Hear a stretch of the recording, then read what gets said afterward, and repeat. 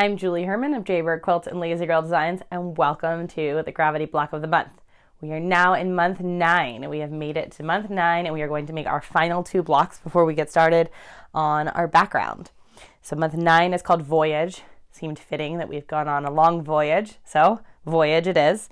And this month, just like the others, we have 2 blocks. We have an orange and we have a blue. You can see them here in the finished quilt. There is the orange one, there is the blue one. And here we are going to be cutting a hexagon from our Hex N More, some triangles, and then some diamonds from our Super Sidekick. So we're going to be combining everything we have learned so far this year into making our voyage blocks. So let's get started. Working from our gravity pattern books, we're on page 30 to make block 9 and following the cutting directions found on pages 6, 8, and 9. So as I just mentioned, we are in month 9 and working on voyage. And I try to make the blocks get a little bit more difficult as we go along and you build your skill set. But I also know that sometimes it can be a little bit of burnout towards the end of a block of the month. So I didn't want to make this block too complicated for you. You'll notice it's kind of an homage back to month 1, which was all diamonds, and then has the hexagon and the triangles that we have had 2 other times. So it's kind of a quick little mishmash of those. As we have done every other month, we're going to have our 10-inch squares. We're going to turn those squares into cut pieces and then turn those pieces into blocks. So as I just mentioned, we have diamonds this month, we have triangles, and we have a hexagon. So we're going to be using both rulers. So the first thing that I want to do is cut my hexagon. I know I've shown you this a few times, but I will show it to you quickly again. You can always fast forward if I'm ever showing you something that you already know how to do, but just in case there's somebody watching who needs a refresher. So I'm going to trim it off because all I need from this one fabric is my 6.5-inch hexagon, so I can afford to do that little quick trim. So now that I have my 6.5-inch strip, I'm going to put my Hex N More, and I have my 6.5-inch hexagon right up here. All my hexagons nest into this corner. And I'm going to line up my solid line up here and my solid line down here.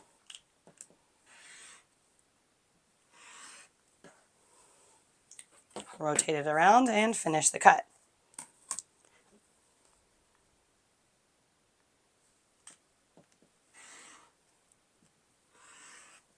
And then, oops. Didn't cut far enough. I don't want to waste the fabric, but sometimes I didn't cut far enough. That's okay, that'll be in the seam allowance. So now I have this, and I can go ahead and move my A onto here to keep myself organized.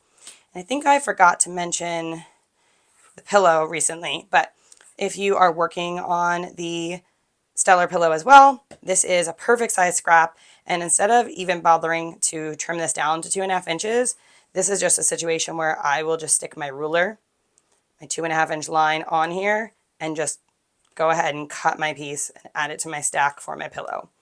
So cut and cut, and then you never want to cut towards yourself. It's just not that safe. So quick little rotate, and I'll be able to finish this triangle.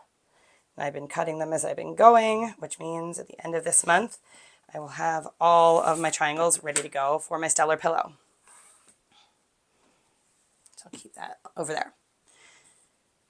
The next thing that we need to do is diamonds. So for diamonds, we are going to use the Super Sidekick ruler. And we need some diamonds from F. And I do have enough fabric to trim one edge, but I don't have enough fabric to trim these edges because I do need to get 2 diamonds out of a strip. So since this is, I'm going to double check it. Just want to make sure this is just a hair over 10, which is perfect. Definitely don't want it under. Trim, give that little haircut. And then I'm going to cut 2 3.5-inch strips.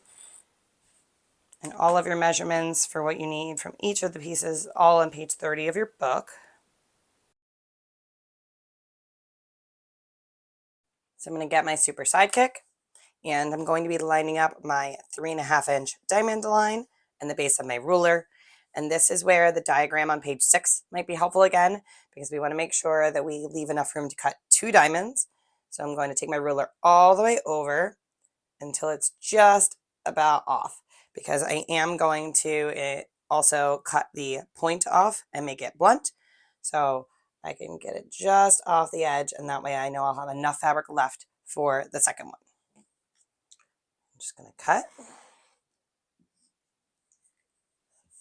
Go ahead and rotate that around.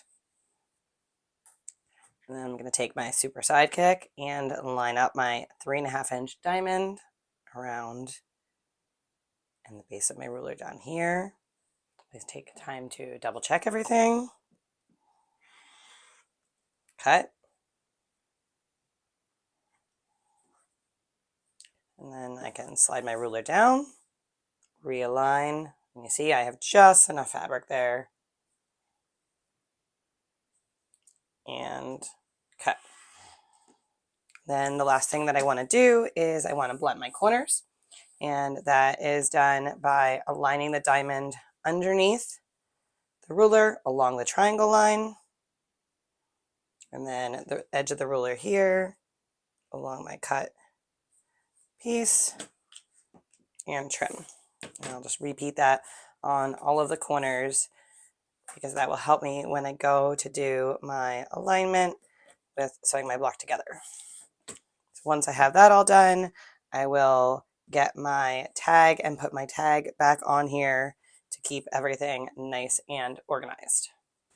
And then the last thing that we need to cut is triangles. Let's find our D fabric. And we can cut triangles from the Hex N More or from the Super Sidekick. I think most recently I showed you the Hex N More, so I will show you the Super Sidekick today. I'm going to trim that off. Double check my pattern. And it says I need 3.5-inch strip. Always better to check and double check. So if I was going to use the Hex N More, I would take my ruler, my 3.5-inch line it up, cut. But I want to also show you the other option, which is our Super Sidekick, and take our 3.5-inch line. This will feel very similar to our diamonds, and I don't need to worry about going as close to the edge though, because we have plenty of fabric here. Line up my 3.5-inch line, base of my ruler, and cut. And then with our diamonds, we just went ahead and rotated it. But with our triangles, what we want to do is we want to flip it. So with our diamonds, we had our fabric pointing down and to the left. With our triangles, we want it pointing up and to the left. So that's what that'll look like for our triangles, is up and to the left, and then underneath our 3.5-inch triangle shape. Just line that up, double check, make sure it doesn't slide when you're getting ready, and cut. And then to do my next one, I'm going to go ahead and flip it. So take it from this, flip it up, line it up like this, and cut.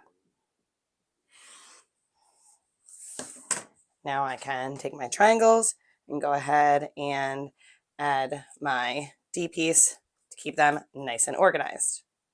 And how I showed you a quick little hack for cutting this triangle without cutting the 2.5-inch strip from our hexagon. Similar thing can happen here for your 2.5-inch triangle. Again, flip it so it's pointed up. Slide your ruler over, and even though this is a 3.5-inch strip, if we line up our 2.5-inch line on the top, we will get a 2.5-inch triangle.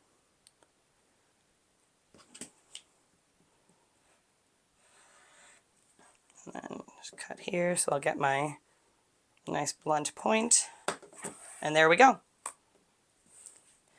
I'm going to continue to cut all of the diamonds that I need and my triangles for my stellar pillow, and then I'll do all my cutting in blue, and then I'll be back here to work on piecing the block.